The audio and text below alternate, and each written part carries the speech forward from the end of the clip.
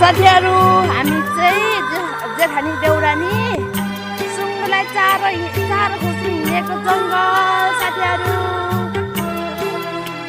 देउरानी चाहिँ निहुरो खोज्नु तरकारीको लागि चारो। साथीहरु हेर्नु त आँपको बगान आम्म सानो पट छ यहाँनेरि आँपको बगान यस्तो छ।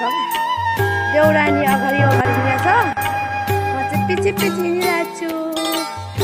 आँपको बगान पुरै प्लट छ साथीहरु। यस्तोमा चारो खोज्नु पर्ने हेर्नुहोस् त, चारो कसरी खोज्ने चारो खोजेर